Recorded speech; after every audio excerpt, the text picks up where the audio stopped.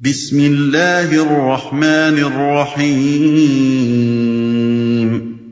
شروع اللہ کے نام سے جو رحمان و رحیم ہے۔ انا ارسلنا نوحا الى قومه ان انذر قومك من قبل ان يأتيهم عذاب أليم۔ ہم نے نوح کو اس کی قوم کی طرف بھیجا اس ہدایت کے ساتھ کہ اپنی قوم کے لوگوں کو خبردار کر دے قبل اس کے کہ ان پر ایک دردناک عذاب آئے، یعنی ان کو اس بات سے آگاہ کر دے کہ جن گمراہیوں اور اخلاقی خرابیوں میں وہ مبتلا ہیں وہ ان کو خدا کے عذاب کا مستحق بنا دیں گی اگر وہ ان سے باز نہ آئے، اور ان کو بتا دے کہ اس عذاب سے بچنے کے لیے انہیں کون سا راستہ اختیار کرنا چاہیے۔ قال يا قوم إني لكم نذير مبين أن اعبدوا الله واتقوه وأطيعون يغفر لكم من ذنوبكم ويؤخركم إلى أجل مسمى إن أجل الله إذا جاء لا يؤخر لو كنتم تعلمون۔ اس نے کہا اے میری قوم کے لوگو، میں تمہارے لیے ایک صاف صاف خبردار کر دینے والا پیغمبر ہوں، تم کو آگاہ کرتا ہوں کہ اللہ کی بندگی کرو اور اس سے ڈرو اور میری اطاعت کرو، اللہ تمہارے گناہوں سے درگزر فرمائے گا اور تمہیں ایک وقت مقرر تک باقی رکھے گا۔ حقیقت یہ ہے کہ اللہ کا مقرر کیا ہوا وقت جب آ جاتا ہے تو پھر ٹالا نہیں جاتا، کاش تمہیں اس کا علم ہو۔ میری اطاعت کرو۔ یہ تین باتیں تھیں جو حضرت نوح نے اپنی رسالت کا آغاز کرتے ہوئے اپنی قوم کے سامنے پیش کیں۔ ایک، اللہ کی بندگی، دوسرے تقوی، تیسرے رسول کی اطاعت۔ اللہ کی بندگی کا مطلب یہ تھا کہ دوسروں کی بندگی و عبادت چھوڑ کر اور صرف اللہ ہی کو اپنا معبود تسلیم کر کے اسی کی پرستش کرو اور اسی کے احکام بجا لاؤ۔ تقوی کا مطلب یہ تھا کہ ان کاموں سے پرہیز کرو جو اللہ کی ناراضی اور اس کے غضب کے موجب ہیں، اور اپنی زندگی میں وہ روش اختیار کرو جو خدا ترس لوگوں کو اختیار کرنی چاہیے۔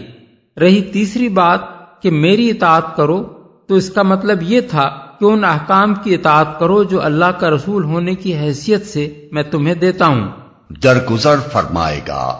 اصل الفاظ ہیں یغفر لکم من ذنوبکم۔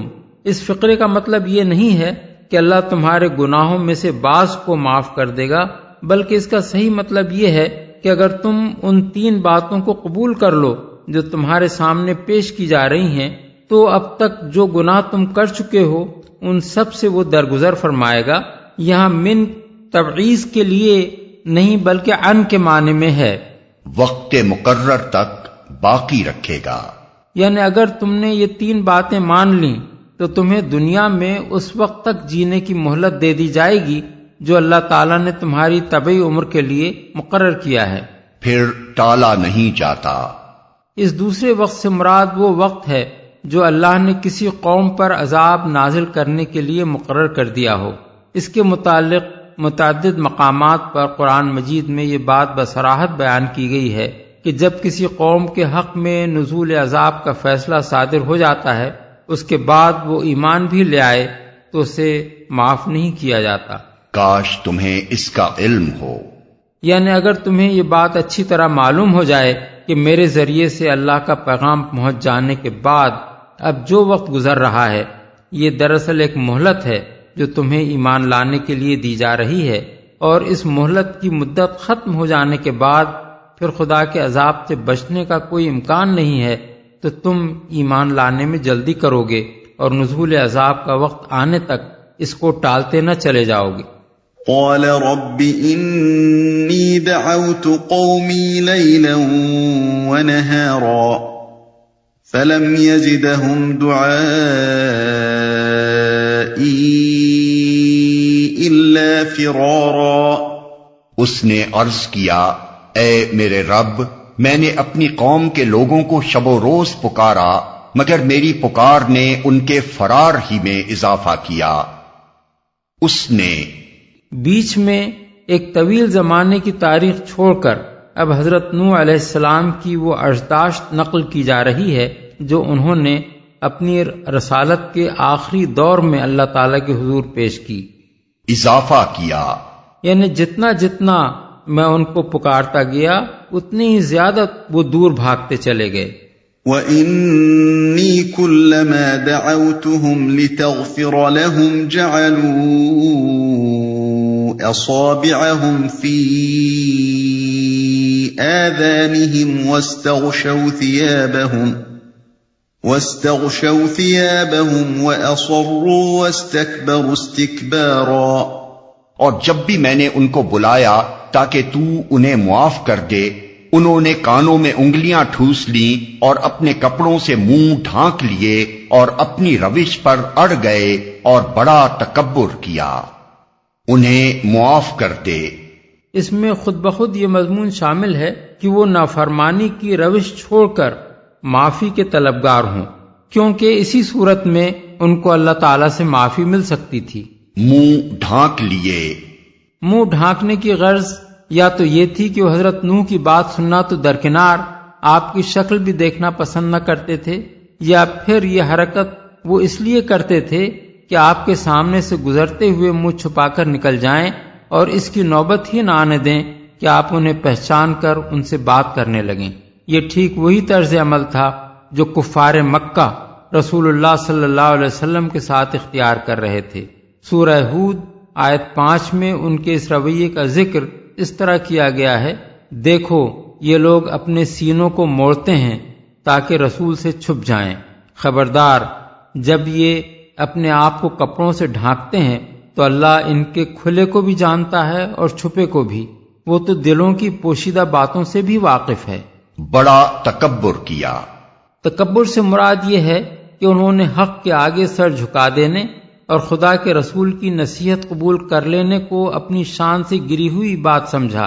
مثال کے طور پر اگر کوئی بھلا آدمی کسی بگڑے ہوئے شخص کو نصیحت کرے اور وہ جواب میں سر جھٹک کر اٹھ کھڑا ہو اور پاؤں پٹکتا ہوا نکل جائے تو یہ تکبر کے ساتھ کلام نصیحت کو رد کرنا ہوگا. ثم إني دعوتهم جهارا ثم إني أعلنت لهم وأسررت لهم إسرارا فقلت استغفروا ربكم إنه كان غفارا يرسل السماء عليكم مدرارا ويمددكم بأموال وبنين ويجعل لكم جنات ويجعل لكم أنهارا. پھر میں نے ان کو ہانکے پکارے دعوت دی، پھر میں نے علانیہ بھی ان کو تبلیغ کی اور چپکے چپکے بھی سمجھایا. میں نے کہا اپنے رب سے معافی مانگو، بے شک وہ بڑا معاف کرنے والا ہے، وہ تم پر آسمان سے خوب بارشیں برسائے گا، تمہیں مال اور اولاد سے نوازے گا، تمہارے لیے باغ پیدا کرے گا اور تمہارے لیے نہریں جاری کر دے گا. یہ بات قرآن مجید میں متعدد مقامات پر بیان کی گئی ہے کہ خدا سے بغاوت کی روش صرف آخرت ہی میں نہیں، دنیا میں بھی انسان کی زندگی کو تنگ کر دیتی ہے، اور اس کے برعکس اگر کوئی قوم نافرمانی کے بجائے ایمان و تقوی اور احکام الہی کی اطاعت کا طریقہ اختیار کر لے تو یہ آخرت ہی میں نافع نہیں ہے بلکہ دنیا میں بھی اس پر نعمتوں کی بارش ہونے لگتی ہے. سورہ طٰہٰ میں ارشاد ہوا ہے، اور جو میرے ذکر سے منہ موڑے گا اس کے لیے دنیا میں تنگ زندگی ہوگی اور قیامت کے روز ہم اسے اندھا اٹھائیں گے. آیت 124. سورہ مائدہ میں فرمایا گیا ہے، اور اگر ان اہل کتاب نے تورات اور انجیل اور ان دوسری کتابوں کو قائم کیا ہوتا جو ان کے رب کی طرف سے ان کے پاس بھیجی گئی تھیں تو ان کے لیے اوپر سے رزق برستا اور نیچے سے ابلتا۔ آیت 66۔ سورہ اعراف میں فرمایا، اور اگر بستیوں کے لوگ ایمان لاتے اور تقوی کی روش اختیار کرتے تو ہم ان پر آسمان اور زمین سے برکتوں کے دروازے کھول دیتے۔ آیت 96۔ سورہ ہود میں ہے کہ حضرت ہود نے اپنی قوم کو خطاب کر کے فرمایا، اور اے میری قوم کے لوگو، اپنے رب سے معافی چاہو، پھر اس کی طرف پلٹو، وہ تم پر آسمان سے خوب بارشیں برسائے گا اور تمہاری موجودہ قوت پر مزید قوت کا اضافہ کرے گا۔ آیت 52۔ خود نبی صلی اللہ علیہ وسلم کے ذریعے سے بھی اسی سورہ ہود میں اہل مکہ کو مخاطب کر کے یہ بات فرمائی گئی، اور یہ کہ اپنے رب سے معافی چاہو پھر اس کی طرف پلٹ آؤ تو وہ ایک مقرر وقت تک تم کو اچھا سامان زندگی دے گا۔ آیت 3۔ حدیث میں آتا ہے کہ رسول اللہ صلی اللہ علیہ وسلم نے قریش کے لوگوں سے فرمایا کہ ایک کلمہ ہے جس کے تم قائل ہو جاؤ تو عرب و عجم کے فرما روا ہو جاؤ گے۔ قرآن مجید کی اسی ہدایت پر عمل کرتے ہوئے ایک مرتبہ قحط کے موقع پر حضرت عمر رضی اللہ عنہ بارش کی دعا کرنے کے لیے نکلے اور صرف استغفار پر اکتفا فرمایا۔ لوگوں نے عرض کیا، امیر المومنین، آپ نے بارش کے لیے تو دعا کی ہی نہیں۔ فرمایا، میں نے آسمان کے ان دروازوں کو کھٹکھٹا دیا ہے جہاں سے بارش نازل ہوتی ہے، اور پھر سورہ نوح کی یہ آیات لوگوں کو پڑھ کر سنا دی، بحوالہ ابن جریر و ابن کثیر۔ اسی طرح ایک مرتبہ حضرت حسن بصری کی مجلس میں ایک شخص نے خشک سالی کی شکایت کی۔ انہوں نے کہا، اللہ سے استغفار کرو۔ دوسرے شخص نے تنگ دستی کی شکایت کی۔ تیسرے نے کہا، میرے ہاں اولاد نہیں ہوتی۔ چوتھے نے کہا، میری زمین کی پیداوار کم ہو رہی ہے۔ ہر ایک کو وہ یہی جواب دیتے چلے گئے کہ استغفار کرو۔ لوگوں نے کہا، یہ کیا معاملہ ہے کہ آپ سب کو مختلف شکایتوں کا ایک ہی علاج بتا رہے ہیں؟ انہوں نے جواب میں سورہ نوح کی یہ آیات سنا دی، بحوالہ کشاف۔ ما لكم لا ترجون لله وقارا وقد خلقكم اطوارا۔ تمہیں کیا ہو گیا ہے کہ اللہ کے لیے تم کسی وقار کی توقع نہیں رکھتے، حالانکہ اس نے طرح طرح سے تمہیں بنایا ہے، کسی وقار کی توقع نہیں رکھتے۔ مطلب یہ ہے کہ دنیا کے چھوٹے چھوٹے رئیسوں اور سرداروں کے بارے میں تو تم یہ سمجھتے ہو کہ ان کے وقار کے خلاف کوئی حرکت کرنا خطرناک ہے، مگر خداوند عالم کے متعلق تم یہ توقع نہیں رکھتے کہ وہ بھی کوئی باوقار ہستی ہوگا۔ اس کے خلاف تم بغاوت کرتے ہو، اس کی خدائی میں دوسروں کو شریک ٹھہراتے ہو، اس کے احکام کی نافرمانیاں کرتے ہو، اور اس سے تمہیں یہ اندیشہ لاحق نہیں ہوتا کہ وہ اس کی سزا دے گا۔ تمہیں بنایا ہے، یعنی تخلیق کے مختلف مدارج اور اطوار سے گزارتا ہوا تمہیں موجودہ حالت پر لایا ہے۔ پہلے تم ماں اور باپ کی صلب میں الگ الگ نطفوں کی شکل میں تھے، پھر خدا کی قدرت ہی سے یہ دونوں نطفے ملے اور تمہارا استقرار حمل ہوا، پھر 9 مہینے تک ماں کے پیٹ میں بتدریج نشو و نما دے کر تمہیں پوری انسانی شکل دی گئی، اور تمہارے اندر تمام وہ قوتیں پیدا کی گئیں جو دنیا میں انسان کی حیثیت سے کام کرنے کے لیے تمہیں درکار تھیں۔ پھر ایک زندہ بچے کی صورت میں تم بطن مادر سے باہر آئے، اور ہر آن تمہیں ایک حالت سے دوسری حالت تک ترقی دی جاتی رہی، یہاں تک کہ تم جوانی اور کہولت کی عمر کو پہنچے۔ ان تمام منازل سے گزرتے ہوئے تم ہر وقت پوری طرح خدا کے بس میں تھے۔ وہ چاہتا تو تمہارا استقرار حمل ہی نہ ہونے دیتا اور تمہاری جگہ کسی اور شخص کا استقرار ہوتا۔ وہ چاہتا تو ماں کے پیٹ ہی میں تمہیں اندھا، بہرا، گونگا یا پاہج بنا دیتا، یا تمہاری عقل میں کوئی فطور رکھ دیتا۔ وہ چاہتا تو تم زندہ بچے کی صورت میں پیدا ہی نہ ہوتے، پیدا ہونے کے بعد بھی وہ تمہیں ہر وقت ہلاک کر سکتا تھا، اور اس کے ایک اشارے پر کسی وقت بھی تم کسی حادثے کے شکار ہو سکتے تھے۔ جس خدا کے بس میں تم اس طرح بے بس ہو، اس کے متعلق تم نے یہ کیسے سمجھ رکھا ہے کہ اس کی شان میں ہر گستاخی کی جا سکتی ہے، اس کے ساتھ ہر طرح کی نمک حرامی اور احسان فراموشی کی جا سکتی ہے، اس کے خلاف ہر قسم کی بغاوت کی جا سکتی ہے، اور ان حرکتوں کا کوئی خمیازہ تمہیں بھگتنا نہیں پڑے گا۔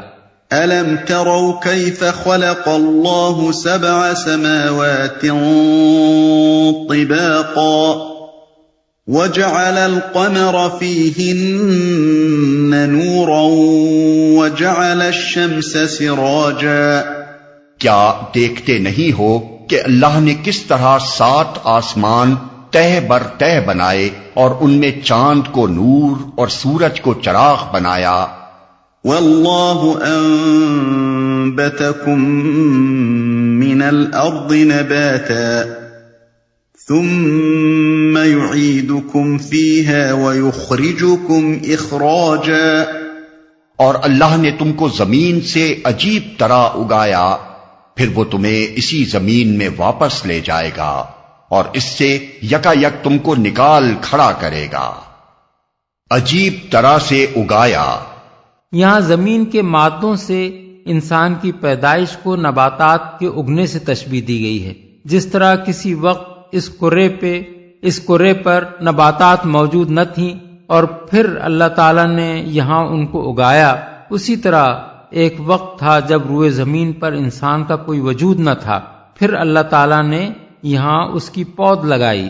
وَاللَّهُ جَعَلَ لَكُمُ الْأَرْضَ بِسَاطًا لِتَسْلُكُوا مِنْهَا سُبُلًا فِجَاجًا اور اللہ نے زمین کو تمہارے لیے فرش کی طرح بچھا دیا تاکہ تم اس کے اندر کھلے راستوں میں چلو. قال نوح رب إنهم عصوني واتبعوا من لم يزده ماله وولده إلا خسارا ومكروا مكرا كبارا وقالوا لا تذرن آلهتكم ولا تذرن ودا ولا سواعا ولا يغوث ويعوق ونسرا وقد أضلوا كثيرا ولا تزد الظالمين إلا ضلالا. نوح نے کہا میرے رب، انہوں نے میری بات رد کر دی اور ان رئیسوں کی پیروی کی جو مال اور اولاد پا کر اور زیادہ نامراد ہو گئے ہیں. ان لوگوں نے بڑا بھاری مکر کا جال پھیلا رکھا ہے. انہوں نے کہا ہرگز نہ چھوڑو اپنے معبودوں کو اور نہ چھوڑو ود اور سوا کو اور نہ یغوث اور یعوق اور نصر کو. انہوں نے بہت لوگوں کو گمراہ کیا ہے اور تو بھی ان ظالموں کو گمراہی کے سوا کسی چیز میں ترقی نہ دے. جال پھیلا رکھا ہے. مکر سے مراد ان سرداروں اور پیشواؤں کے وہ فریب ہیں جن سے وہ اپنی قوم کے عوام کو حضرت نوح کی تعلیمات کے خلاف بہکانے کی کوشش کرتے تھے. مثلا وہ کہتے تھے کہ نوح تم ہی جیسا ایک آدمی ہے، کیسے مان لیا جائے کہ اس پر خدا کی طرف سے وحی آئی ہے. سورہ الاعراف آیت 63، سورہ ہود آیت 27. نوح کی پیروی تو ہمارے اراذل نے بے سوچے سمجھے قبول کر لی ہے. اگر اس کی بات میں کوئی وزن ہوتا تو قوم کے اکابر اس پر ایمان لاتے. سورہ ہود آیت 27. خدا کو اگر بھیجنا ہوتا تو کوئی فرشتہ بھیجتا. سورہ المومنون آیت 24. اگر یہ شخص خدا کا بھیجا ہوا ہوتا تو اس کے پاس خزانے ہوتے، اس کو علم غیب حاصل ہوتا اور یہ فرشتوں کی طرح تمام انسانی حاجات سے بے نیاز ہوتا. سورہ ہود آیت 31. نوح اور اس کے پیرووں میں آخر کون سی کرامت نظر آتی ہے جس کی بنا پر ان کی فضیلت مان لی جائے. سورہ ہود آیت 27. یہ شخص دراصل تم پر اپنی سرداری جمانا چاہتا ہے. سورہ المومنون آیت 24. اس شخص پر کسی جن کا سایہ ہے جس نے اسے دیوانہ بنا دیا ہے. سورہ المومنون آیت 25. قریب یہی باتیں تھیں جن سے قریش کے سردار نبی صلی اللہ علیہ وسلم کے خلاف لوگوں کو بہکایا کرتے تھے. ود، سوا، یغوث، یعوق اور نصر. قوم نوح کے معبودوں میں سے یہاں ان معبودوں کے نام لیے گئے ہیں جنہیں بعد میں اہل عرب نے بھی پوجنا شروع کر دیا تھا، اور آغاز اسلام کے وقت عرب میں جگہ جگہ ان کے مندر بنے ہوئے تھے. بعید نہیں کہ طوفان میں جو لوگ بچ گئے تھے ان کی زبان سے بعد کی نسلوں نے قوم نوح کے قدیم معبودوں کا ذکر سنا ہوگا، اور جب اثر نو ان کی اولاد میں جاہلیت پھیلی ہوگی تو انہی معبودوں کے بت بنا کر انہوں نے پھر انہیں پوجنا شروع کر دیا ہوگا۔ ود قبیلہ قضاء کی شاخ بنی کلب بن وبرہ کا معبود تھا، جس کا استھان انہوں نے دومت الجندل میں بنا رکھا تھا۔ عرب کے قدیم کتبات میں اس کا نام ودم ابم یعنی ود باپو لکھا ہوا ملتا ہے۔ کلبی کا بیان ہے کہ اس کا بت ایک نہایت عظیم الجثہ مرد کی شکل کا بنا ہوا تھا۔ قریش کے لوگ بھی اس کو معبود مانتے تھے اور اس کا نام ان کے ہاں ود تھا۔ اسی کے نام پر تاریخ میں ایک شخص کا نام عبد ود ملتا ہے۔ سوا قبیلہ حذیل کی دیوی تھی اور اس کا بت عورت کی شکل کا بنایا گیا تھا۔ ینبوع کے قریب روحات کے مقام پر اس کا مندر واقع تھا۔ یغوث قبیلہ طے کی شاخ انعم اور قبیلہ مزہج کی بعض شاخوں کا معبود تھا۔ مزہج والوں نے یمن اور حجاز کے درمیان جرش کے مقام پر اس کا بت نصب کر رکھا تھا، جس کی شکل شیر کی تھی۔ قریش کے لوگوں میں بھی بعض کا نام عبد یغوث ملتا ہے۔ یعوق یمن کے علاقے ہمدان میں قبیلہ ہمدان کی شاخ خیوان کا معبود تھا اور اس کا بت گھوڑے کی شکل کا تھا۔ نصر حمیر کے علاقے میں قبیلہ حمیر کی شاخ آل ذوالقلا کا معبود تھا اور بلخا کے مقام پر اس کا بت نصب تھا، جس کی شکل گدھ کی تھی۔ سبا کے قدیم کتبوں میں اس کا نام نسور لکھا ہوا ملتا ہے۔ اس کے مندر کو وہ لوگ بیت نسور اور اس کے پجاریوں کو اہل نسور کہتے تھے۔ قدیم مندروں کے جو آثار عرب اور اس کے متصل علاقوں میں پائے جاتے ہیں، ان میں سے بہت سے مندروں کے دروازوں پر گدھ کی تصویر بنی ہوئی ہے۔ کسی چیز میں ترقی نہ دے۔ جیسا کہ ہم اس سورہ کے دیباچے میں بیان کر چکے ہیں، حضرت نوح علیہ السلام کی یہ بددعا کسی بے صبری کی بنا پر نہ تھی، بلکہ یہ اس وقت ان کی زبان سے نکلی تھی جب صدیوں تک تبلیغ کا حق ادا کرنے کے بعد وہ اپنی قوم سے پوری طرح مایوس ہو چکے تھے۔ ایسے ہی حالات میں حضرت موسیٰ نے بھی فرعون اور قوم فرعون کے حق میں یہ بددعا کی تھی کہ پروردگار ان کے مال غارت کر دے اور ان کے دلوں پر ایسی مہر کر دے کہ ایمان نہ لائیں جب تک دردناک عذاب نہ دیکھ لیں۔ اور اللہ تعالیٰ نے اس کے جواب میں فرمایا تھا، تمہاری دعا قبول کی گئی۔ سورہ یونس آیات 88 اور 89۔ حضرت موسیٰ کی طرح حضرت نوح کی یہ بددعا بھی عین منشاء الہی کے مطابق تھی۔ چنانچہ سورہ ہود میں ارشاد ہوا ہے، وَأُوحِيَ إِلَى نُوحٍ أَنَّهُ لَن يُؤْمِنَ مِن قَوْمِكَ إِلَّا مَن قَدْ آمَنَ فَلَا تَبْتَئِسْ بِمَا كَانُوا يَعْمَلُونَ، یعنی اور نوح پر وحی کی گئی کہ تیری قوم میں سے جو لوگ ایمان لا چکے ہیں ان کے سوا اب اور کوئی ایمان لانے والا نہیں ہے، اب ان کے کرتوتوں پر غم کھانا چھوڑ دے۔ سورہ ہود آیت 36۔ مما خطيئاتهم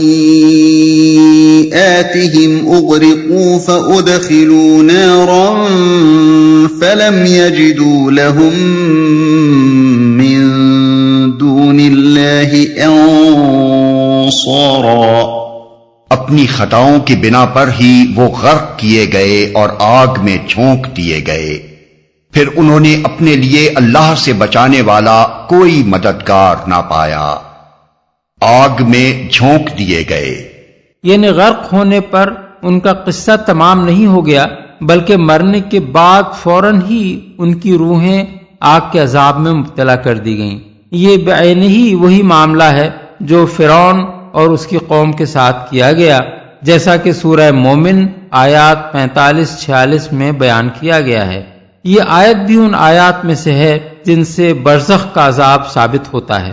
کوئی مددگار نہ پایا، یعنی اپنے جن معبودوں کو وہ اپنا حامی و مددگار سمجھتے تھے ان میں سے کوئی بھی انہیں بچانے کے لیے نہ آیا۔ یہ گویا تنبیہ تھی اہل مکہ کے لیے کہ تم بھی اگر خدا کے عذاب میں مبتلا ہو گئے تو تمہارے یہ معبود جن پر تم بھروسہ کیے بیٹھے ہو تمہارے کسی کام نہ آئیں گے۔ وقال نوح رب لا تذر على الأرض من الكافرين ديارا إنك إن تذرهم يضلوا عبادك ولا يلدوا إلا فاجرا كفارا۔ اور نوح نے کہا میرے رب ان کافروں میں سے کوئی زمین پر بسنے والا نہ چھوڑ، اگر تو نے ان کو چھوڑ دیا تو یہ تیرے بندوں کو گمراہ کریں گے، اور ان کی نسل سے جو بھی پیدا ہوگا بدکار اور سخت کافر ہی ہوگا۔ رب اغفر لي ولوالدي ولمن دخل بيتي مؤمنا وللمؤمنين والمؤمنات ولا تزد الظالمين إلا تبارا۔ میرے رب مجھے اور میرے والدین کو اور ہر اس شخص کو جو میرے گھر میں مومن کی حیثیت سے داخل ہوا ہے، اور سب مومن مردوں اور عورتوں کو معاف فرما دے، اور ظالموں کے لیے ہلاکت کے سوا کسی چیز میں اضافہ نہ کر۔